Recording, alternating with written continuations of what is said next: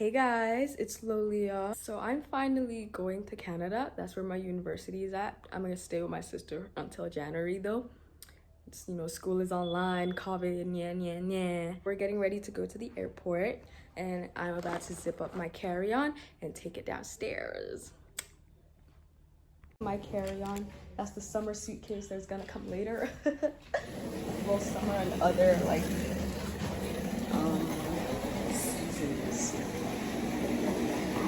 Say hi. It's a Layover. Hi. That's a Layover. Hi.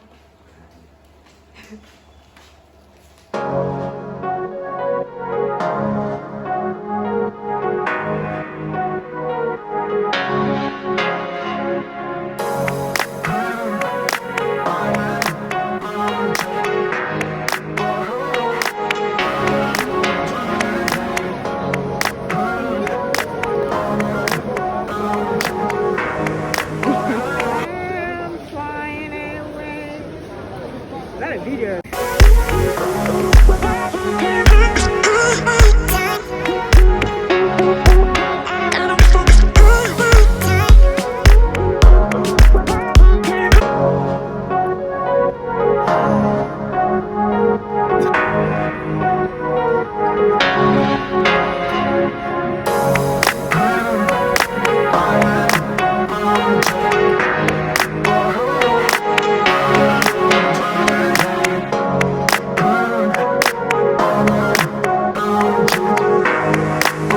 Hey guys, and welcome back to my YouTube channel. Fail F in the chat. Hey guys, and welcome back to my YouTube channel. Hey guys, welcome back to my YouTube channel. Yeah. Anyway, this is just a continuation of my moving to Canada vlog. I moved to Canada and I vlogged it. So what this video is about basically, so I've been here for like a month and some now, and I'm just gonna tell you how I found it, my experiences, and all of that jazz, even though there is COVID. Is this camera too close? You can see my pores. Y'all know where that reference is from? This camera too close. As you can see my pores. Okay, so I took British Airways from Lagos to Toronto Pearson, and I had a 12-hour layover in London. The highlight, they had cute boys at the airport. Do you ever just pray you get to sit next to one on the airplane, but it doesn't happen? Maybe God is like, no, that's not for you, not right now, or something. Maybe. So basically, the Lagos to London flight was 6 hours plus, and it was all right. I was sleeping, so they didn't leave me any snacks. Yeah, we didn't have like full meals anymore because of COVID. Got to keep your mask on, so they had maybe like these little bread things and water and some other stuff, I guess. But I was sleeping, so I did not get any. Why? That aside, so I was on that flight with my uncle. He was going to America though, but we had the same stop in London. Thanks to him, I got to sit in the lounge like when we were waiting, and I did not have to sit in that, like, because the seats are so uncomfortable and it's just me like, hi guys. But the lounge, I sat there and I had good food. Yeah. Oh, I remember when we were coming in, I left my face shield in the car because I thought, we're gonna go back to the car, I think. And I was like, Mom, I left my face shield. And she's like, yeah. So she tells the person that drove us to help us get it and bring it like to the entrance, or bring it inside the airport for us. Yeah. Okay, So there was this one guy at the the Lagos airport. We're on the same flights. We're on the same flights. We're in the same airport. So he was weighing his bags. Yeah, and his bags were overweight. But it turns out that the suitcase itself, like just the empty suitcase, weighed about 5 kg, and it was how? How? So yeah, that. And I wanted my mom and dad to cry when I was leaving, but I was the only one crying. I'm sure they're like, hey, good riddance. But I know they weren't. They're gonna miss me. I'm their favorite. Anyway, yeah. So basically, I did sleep through all the flights. When we got to London, I was just chilling, watched some anime, but I guess I couldn't focus or something. And then I just slept, bought some candy, bought some water. My dad was like, I should buy my sister chocolates, and I'm like, okay. So I bought her Kit Kats. I had some of it, no, some, maybe like 1 or 2, but yes, I bought it. Not with my money, but I bought it. Yeah. So after my uncle left me because his layover was shorter, I was just there. I walked around for a bit. Maybe I was looking for the cute boys. Hi, mom. Anyway, and then I made sure to keep my eyes like on the board and things so that I know when my gate shows, because like if your layover is long, you don't see your gate's number immediately or whatever. And yeah, I found my gates and everything. But before I found it, I think I was just standing somewhere waiting for my gate to show up, and one of the flight person for a different airline, he saw me and asked what was up, and I was like, oh, I was waiting to see my gate. And then he tells me where my gate is at, and he was cute. He tells me like where he thinks it's gonna be at or something like that, and then I go there and sit. But like I sit in 2 different places. Like I stand somewhere for a bit, but it was empty and there were other people on that side, because you know how like the numbers are like 47, 48, but then there are chairs in between, so, or something like that. So I sat somewhere, I was alone, other people were on that side. I was like, okay, maybe I'll just go sit over there. So I sat over there, and then I moved again to sit somewhere else. And I think so I could see the board or know when we're boarding and things like that. Yeah. So then, yeah, I got on the plane, and this time I was sitting alone. Like there was 3 chairs, it was just me. I'm pretty sure I had a window seat. It was one of those ones like you play with the buttons and it gets darker or like brighter because outside. It's interesting. Maybe I should study aviation. No. Anyway, on my flight from Lagos, it was me on the aisle, then an empty seat, and then was it a guy at the window or something like that? Yeah. Okay. So yeah, I sleep through the flight, but this time they leave me snacks. Thank you very much. It was like a little sandwich coleslaw thing that I did not eat. I did not eat it anyway. I did drink the water though. Later on, my sister was like, you drink sparkling water? And I'm like, that was sparkling water? Okay, yeah. So I get to baggage claim, and it's like empty. Like, oh yeah, because, wait, no. Why was it empty? Huh? Anyway, I guess other people are just taking their bags and left. And apparently they weren't letting people in to wait, so my sister had to wait outside in the cold. So it was me, and I had, how many bags did I have? I had 3 bags. 3 bags, yeah. And like a fanny pack with my money and thing. And my mom was like, don't open the money pouch. Also, I should have mentioned this earlier, but when I got to the Heathrow airport, I realized that I lost my retainers somewhere, and I don't know where. I feel like I wondered if the guy sitting next to me stole it. I'm like, but why would he steal my retainers? I think there was something else I lost, but I guess it wasn't relevant because I cannot remember it.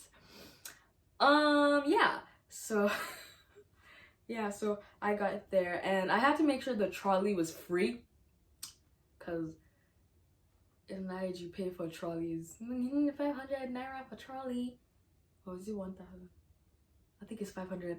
Anyway, so I asked the security, hi, is the trolley free? Wait, how did I get to baggage claim without going through immigration? Ah, yes, let's go back. Rewind. Okay, so I got to immigration. I think I had to fill out some paper form. I did not want to. Did I? I like not. So I filled it out on the they had these screen type things, and they were asking how long I was gonna be there. It wasn't letting me put till 2024 because I go to school here. So I think the lady was like, just put 999 or something like that. Yeah. Okay, and then I get to like the immigration line. No, there's a place where they give you this paper thing.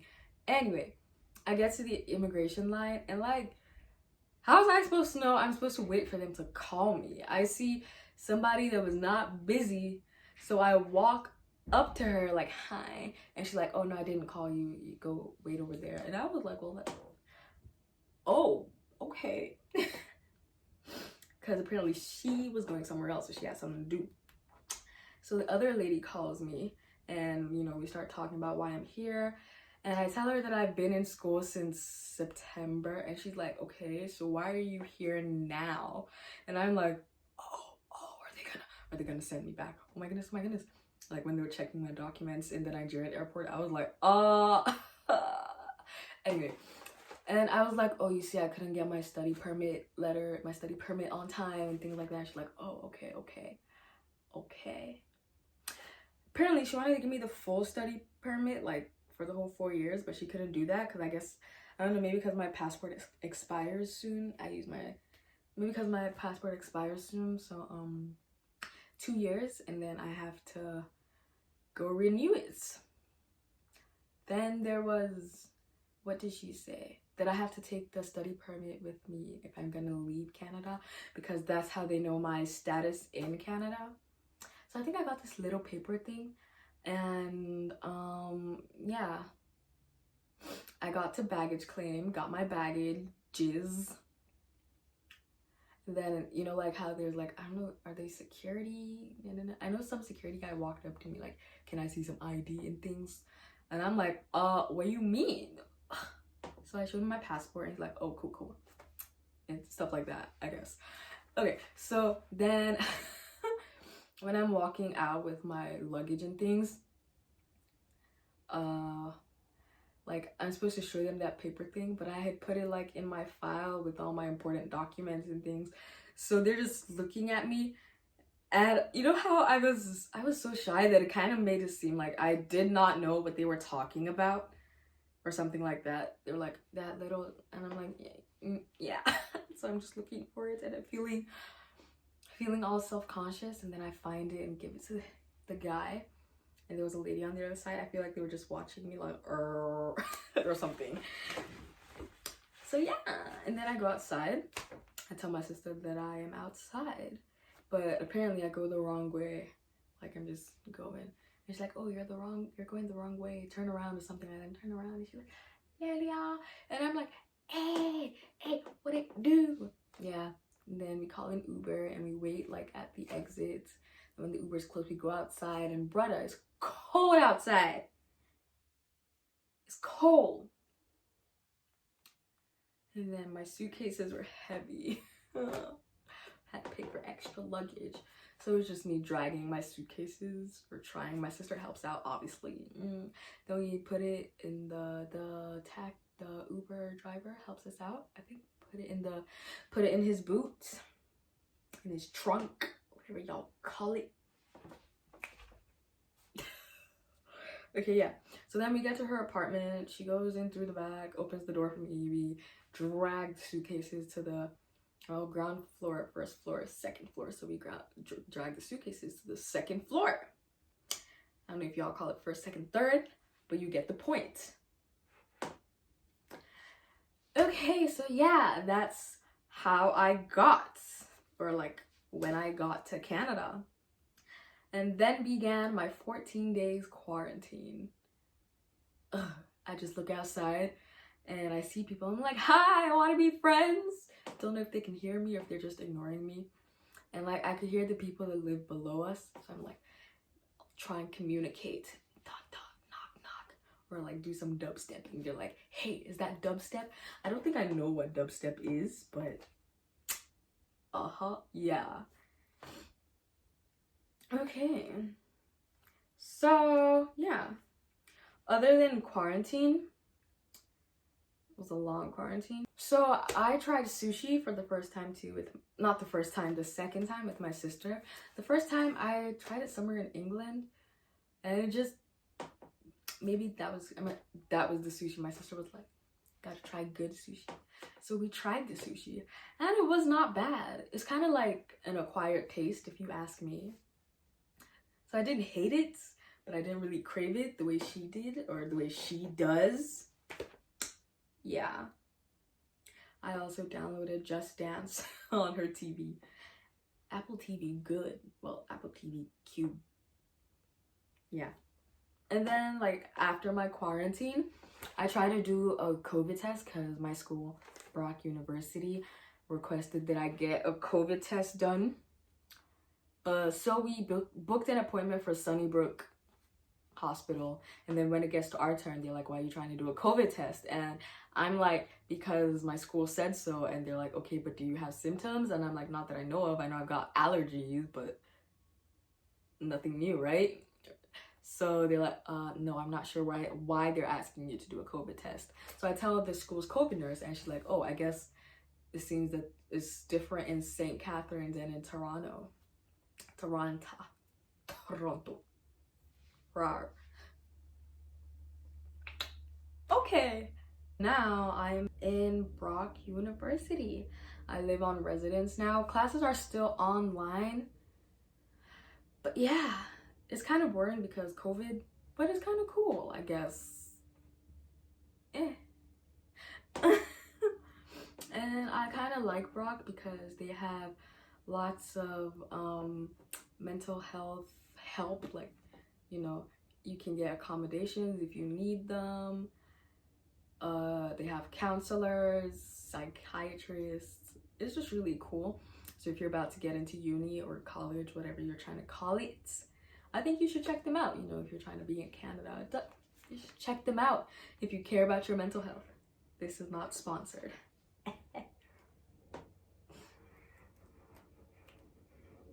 Yeah. I've got to learn to save or like budget better because when I got here, I bought a bunch of stuff. If you can see my new mic stand in the background, and you know, you can see my BTS posters and pictures and things. I just really went at it. Yeah. And I miss my mom a lot. We talk almost every day. So yeah, like I'd wait till like 1 a.m. here. That's like 7 a.m. there. So I wait till like past 1 a.m. because I know she wakes up at 4 to pray and she'd be done at like 7:20. You know, you get the point, past 7. And then I'd call her and be like, what's up? Especially when I'd be having those mental breakdowns. Sometimes I don't even wait till 1. Maybe I try to catch her before her prayer or just hope that she is not praying at that time. God forgive me if I am wrong. Yeah, so I call her and I'm like, hi mom, I hate it here. It's hard. I miss you. Maybe I should just come home. But I know that if I go home, there's nothing there for me, man. There's my family, but in Nigeria, I don't think that that's where I'm supposed to be at this time. So I gotta figure things out. Yeah. I've also lost my glasses. I'm not sure if I lost it at like Dollarama or on the road because I used to walk, like I go for walks in Toronto and have it in my pockets because like it would fog up in the outside because it's cold and all of that. So I just put it in my pocket and I just leave it in my pocket, or was in my sister's jacket pocket. The point is it's in a pocket, and then like days later or like a week or weeks later I'm looking for it in every pocket and everywhere, under my bed and in my wardrobe. I have not found my glasses, guys. And I had just gotten them like I did like the test and got the glass, like did like the test and things before I left, but I could not get the glasses until after I left, so I had them sent to me with my new retainers. And now I have lost them. I mean, thank God I can see just fine. Pretty good, actually. The doctor was kind of like, your eyes are fine. And I'm like, young homie, we don't have...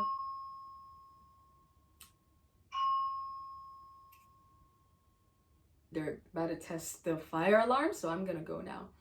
Please share, like, subscribe, and comment because it does help this channel out. Love and light, and God bless you. Goodbye.